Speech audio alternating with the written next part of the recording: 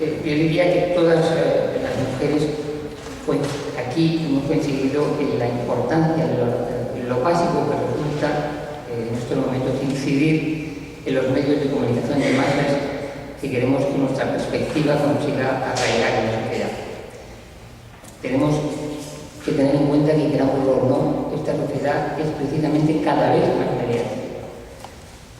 Está caracterizada precisamente por un elemento mediático que se está convirtiendo en uno de los elementos más importantes de poder de todo el sistema. Los grandes conglomerados de medios de comunicación vinculados al mundo del espectáculo son en este momento probablemente los mayores conglomerados económico-financieros del mundo. Yo no soy teórica del feminismo ni de la comunicación, soy periodista, ejerzo como directiva en un medio de comunicación del país y pienso que lo que más les puede interesar a ustedes es mi visión desde dentro, desde un periódico español como El País, un periódico de gran tirada, porque yo creo que es importante que las mujeres conozcamos bien cómo funcionan esos medios de comunicación. Si queremos incidir en ellos, tenemos que conocerlos. Yo he prestado mucha atención a lo que ha dicho aquí Montserrat y Irene, porque todos y todas los que nos movemos en el mundo de la comunicación de masas, sabemos que se está produciendo un cambio radical, profundísimo y muy rápido, no solo en los instrumentos de comunicación de masas, sino también en la propiedad de esos medios y en el modelo de negocio al que dan lugar. Yo no sé a dónde llevará ese cambio, de hecho no creo que nadie lo sepa en este momento hoy por hoy, no creo que se sepa hacia dónde conduce. No sé si esos nuevos instrumentos ayudarán finalmente a fortalecer la democracia o si terminarán por debilitarla aún más de lo que ya está. Probablemente se pueda producir una cosa y la contraria, depende de lo que las medidas que vayan adoptando por el camino. Lo que sí que sé es que si las mujeres no estamos presentes en ese cambio, no de una manera anecdótica ni periférica, sino de una manera sustancial, ese nuevo sistema comunicacional que se está formando nos dejará fuera. Internet es una oportunidad en un camino que está irremediablemente abierto e irremediablemente en transformación continua. Insisto en que es una oportunidad porque es la primera vez, yo creo, que en un cambio radical en el mundo de la comunicación de masas no nos coge fuera de juego. Cuando apareció la imprenta no sabíamos leer. Cuando apareció la radio y la televisión no teníamos formación para ello. Hoy, en todo el mundo, en mayor o menor medida, pero en todo el mundo, existen mujeres capacitadas para remar en ese nuevo espacio. Pues lo que se habla de navegar, rememos. Pero rememos de acuerdo con intereses democráticos y con perspectiva de género. Esta es una ocasión extraordinaria para participar desde el primer momento, algo que yo creo que nos había producido antes. Rosa María Alfaro denunció el otro día del problema de la inconstancia. En esta ocasión es muy importante que no seamos inconstantes. Tenemos que no abandonar ningún espacio en este momento. No sabemos dónde conduce el cambio, pero sabemos que si no estamos dentro, volverá a excluirnos. Y precisamente en el mundo de la comunicación de masas es en el que, por el hecho de ser mujeres, ya sabemos, la experiencia ya nos ha demostrado que nos jugamos mucho. No soy experta en el mundo de Internet, como lo es Montserrat, como son muchas de las mujeres que están aquí, pero como directiva de un medio de comunicación potente, por lo menos potente en España, sí debo decir que todos los grandes de este negocio están preparando a marcha forzada esos cambios. Y que una vez más, esos cambios que preparan es sin contar con mucho. Esa es mi experiencia, que se está formulando así, ya. Pero volvemos un momento al campo que yo conozco más, que son los medios de comunicación de masas clásicos, que no deben ser despreciados, porque siguen siendo unos conglomerados de poder impresionantes, al margen de lo que suceda en la prensa alternativa y en los medios de comunicación alternativos, que hay que estar presente y conocerlos. Yo no abandonaría ni despreciaría en absoluto la potencia y la capacidad de adaptación que tienen esos grandes medios conglomerados de medios de comunicación de masa para adaptarse a las nuevas circunstancias. Yo creo que los resultados de lo que se ha hecho hasta ahora para introducir la perspectiva de género en los grandes medios de comunicación de masas han sido muy insuficientes, pero tampoco soy demasiado pesimista sobre lo que se pueda conseguir. Yo sé que muchas mujeres aquí se formulan una pregunta que es básica, que es si bastan los mecanismos de autorregulación, las alianzas, o si todo eso es absolutamente insuficiente y es inevitable finalmente la intervención del Estado y de los poderes públicos. El otro día Irene León me preguntaba si el Estado podría exigir a un medio de comunicación de masas en la Unión Europea un espacio concreto para publicar determinados contenidos. Y le dije que eso era inconcebible en la Unión Europea. Nuestro mecanismo no puede funcionar en este mundo. Ustedes lo conocen mejor, sabrán si esto puede funcionar o no. Pero en cualquier caso, el mecanismo, el sistema que funciona en los países europeos son medios de titularidad pública en los que existe un contrato de prestación de servicios. Por ejemplo, esa televisión, la radio, tiene la obligación de poner programas, cursos de enseñanza o poner una serie de servicios que prestan profesionales. No se presta desde el punto de vista de la actividad política, sino desde el punto de vista puramente profesional. Yo creo que, como decía, que la experiencia en Europa sobre los mecanismos de autorregulación y de alianza es agridulce, pero no es desdeñable. Yo creo que se ha avanzado bastante en la percepción, existe una mayor sensibilidad de la que existía hace todavía pocos años. Aunque debo decir que para mí lo más frustrante es la escasa eficacia que tiene mecanismos que ya existen y que podrían ser utilizados en esa lucha y que sin embargo son ignorados por el movimiento feminista o por las asociaciones de mujeres que parecen desconocerlos o despreciarlos. Por ejemplo, en mi periódico y en los grandes periódicos del mundo existe un libro de estilo. El libro de estilo del país, y supongo que de todos los demás, dice que se evitará la discriminación por motivos de raza, de religión, de sexo o de inclinación sexual. Existe incluso una figura de un hombre musulmán, ocupado ya en dos ocasiones por mujeres, por defensoras del lector, se cambió el nombre obviamente, llamamos defensores del lector, para garantizar a los usuarios de esos medios el cumplimiento de esos compromisos. Pero mi experiencia personal como defensora del lector en una temporada es que se plantearon prácticamente ninguna reclamación por sexismo, ni por parte de los redactores y redactoras, ni por parte de los lectores y las lectoras. Pocas veces, las 3 veces que yo traté ese asunto, fue por iniciativa propia. No recibí jamás una llamada, una carta, una protesta de lectores o lectoras que se quejaran del evidente lenguaje sexista que se utilizaba en el periódico, que les digo utilizando con nada. Hay países en los que existen mecanismos que son los consejos de prensa. Los consejos de prensa son organismos de regulación de contenidos a los que se someten voluntariamente medios de comunicación de masas de diferentes países, ¿no? A escala mundial. Esos mecanismos autorreguladores pues existen en toda Europa occidental y en los países industrializados, en toda América, en Japón, en Australia, y se discute ya sobre la creación de esos organismos en Europa Central, incluso en la antigua Unión Soviética. Prácticamente creo que existe muy poco, o que no existe prácticamente en Asia, en África o en América Latina.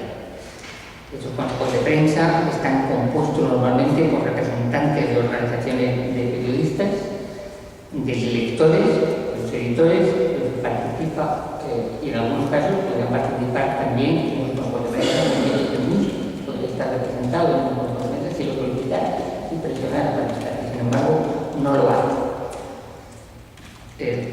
Estos consejos de prensa funcionan abiertos, los ciudadanos tienen derecho, los ciudadanos y las ciudadanas, por supuesto, tienen derecho a dirigir sus quejas a ese consejo de prensa, si consideran que han sido maltratados, y ese consejo de prensa valora las quejas y, si están justificadas, dirige una amonestación al medio de comunicación y el medio de comunicación está obligado a publicarla por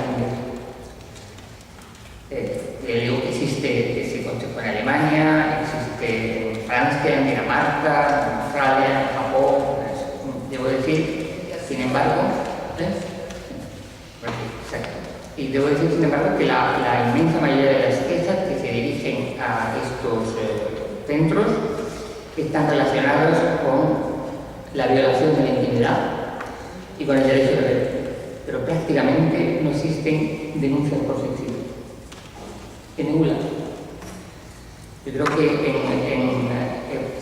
claro, estos consejos tienen además todos tienen un código ético al que se someten voluntariamente los medios que participan de este consejo de prensa. El código ético, todos los códigos éticos que yo he visto, todos sin exclusión, todos incluyen la no discriminación por razón de sexo en su principio ético. Y sin embargo, jamás yo creo que en América Latina existen colegios de periodistas que tienen también códigos éticos y que en esos códigos éticos seguro que existen también principios de no discriminación por sexo. Sin embargo, yo no conozco ningún caso. En los colegios de periodistas de América Latina, en bastantes colegios he visto que existen tribunales de ética que cuidan de esa especie de código ético. Y sin embargo, no conozco ningún caso en que se haya sancionado un periodista o un medio en esos colegios de periodistas por un reportaje sexista, jamás. Bueno, yo creo que desconocer esos mecanismos, no utilizarlos, es una decisión equivocada. Deberíamos conocerlos mejor, deberíamos intentar estar más atentos a las posibilidades que se abren. Claro que no es solamente culpa de los movimientos feministas o de las mujeres que no son suficientemente activas en este campo. Yo creo que también hay motivos muy variados. Uno de ellos, a mi parecer, es que los medios de comunicación, los consejos de prensa, hacen llamamientos genéricos a los periodistas para que eviten la discriminación sexista, pero no se les da a los periodistas ni a las periodistas las indicaciones precisas de cómo se consigue eso, ni los instrumentos, ni los medios de cómo lograrlo. Entonces, se hace un llamamiento genérico, pero se deja en el aire cómo se consigue eso, cuando sabemos cómo se consigue eso.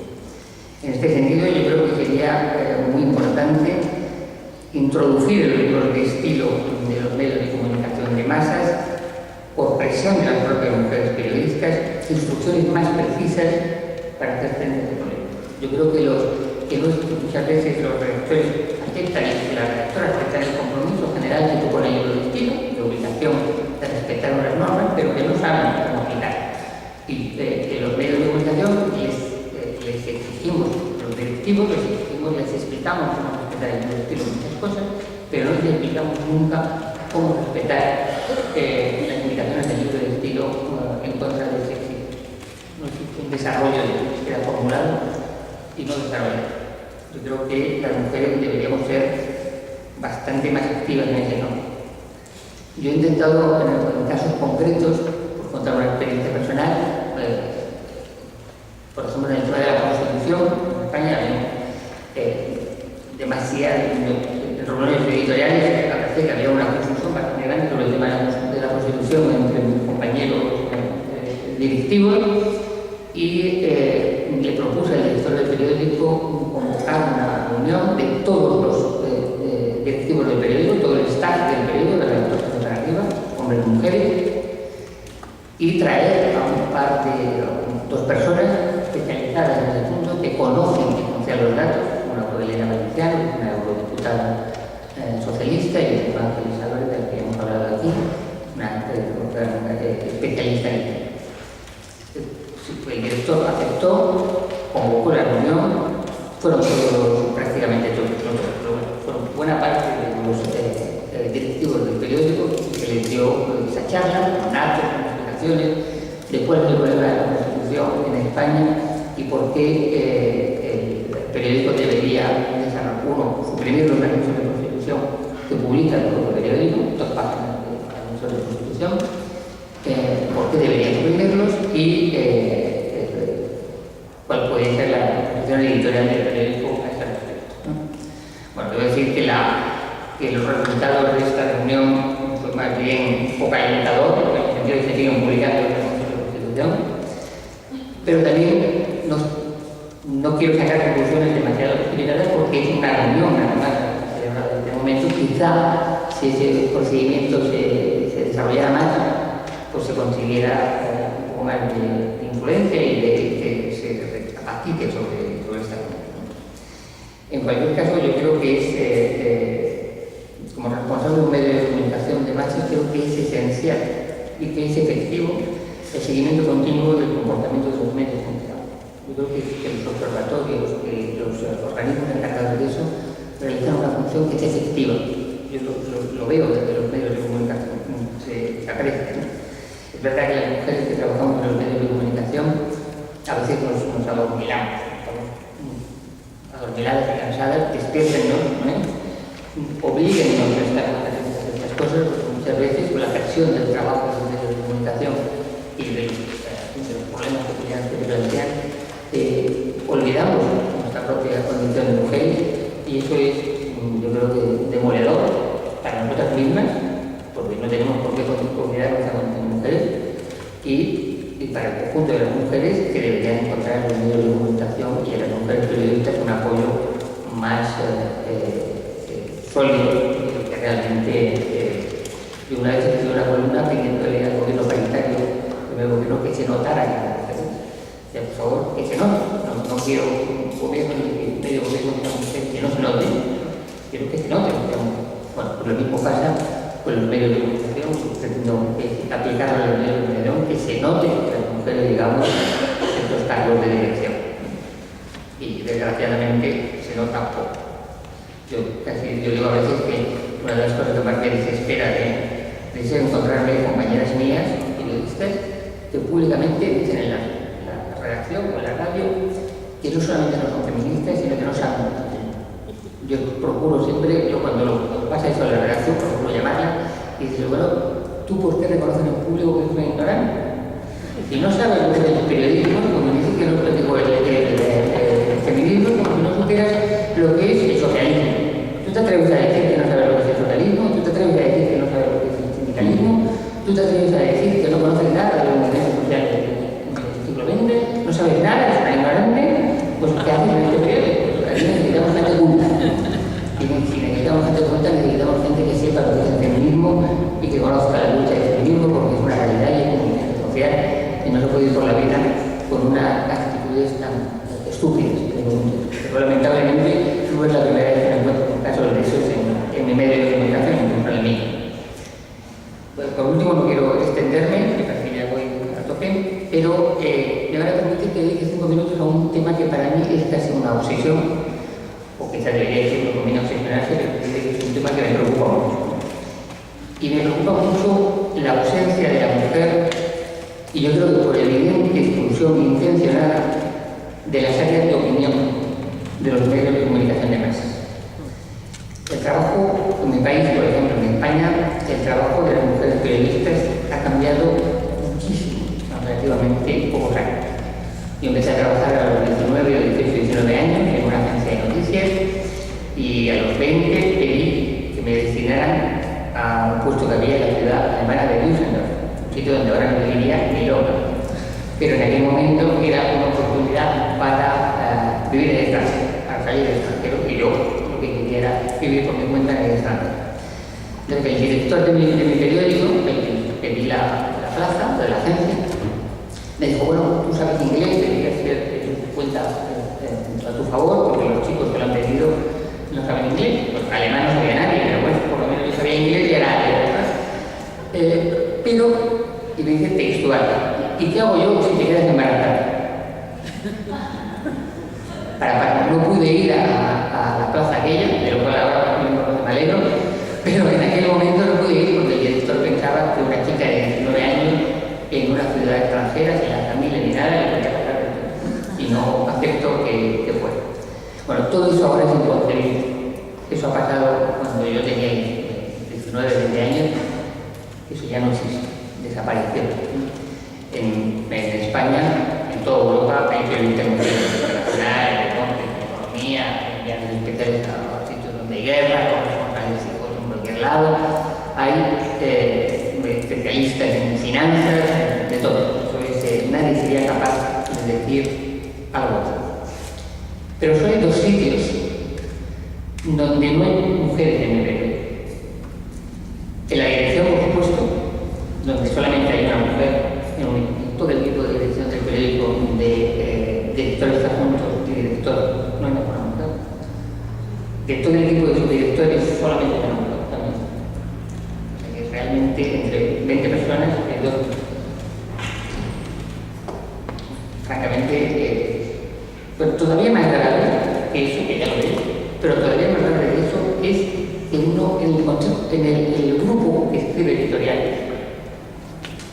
No ha habido nunca, ni antes ni ahora, una mujer. Jamás ha conseguido entrar una mujer en el grupo que escribe día a día los editoriales. En el consejo editorial que decide los temas a tratar y el enfoque general, solamente hay una mujer. ¿Por qué? ¿Por qué ha podido acceder a la mujer en los medios de comunicación de Europa Occidental? Porque no solamente un problema español, es un problema en Francia, en Italia, pasa en otros muchos países en los que yo lo he preguntado. ¿Por qué no accede a la zona de opinión? Pues no accede, pienso yo, porque ahí es una zona de poder puro y duro. En las zonas en donde cuenta la profesionalidad, las mujeres van ocupando espacios de una manera fuerte, ¿no? Pero en el tema del poder público, de la auténtica carcasa del poder, ahí no hay manera. Y en los medios de comunicación tampoco. Yo creo que esa ausencia intencional de mujeres está también presente, por ejemplo, en los columnistas.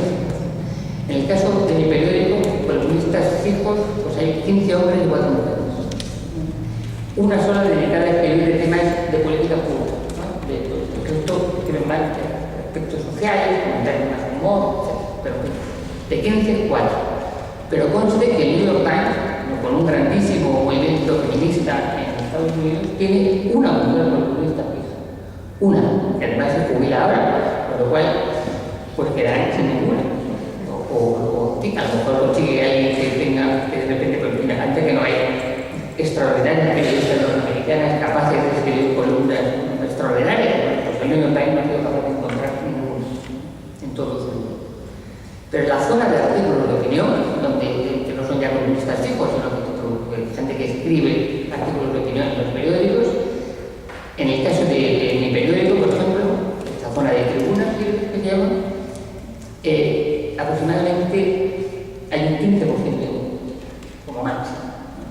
El 85% de los artículos de opinión libres que publican en el diario del país son hombres, están escritos por hombres. Yo creo que tenemos que fijarnos mucho en este asunto. Tenemos que atacar ese asunto, tenemos que inundar o ocupar el espacio de opinión de los grandes medios de comunicación de masas, tomarlo como una decisión estratégica importante, no como algo anecdótico, y tenemos que expresar nuestra opinión en política, en economía, en deportes, en todas las áreas, no solamente informar, no solamente reportajear, sino opinar. Y eso yo creo que tenemos que conseguir que no sea excepcional, y en este momento es algo excepcional.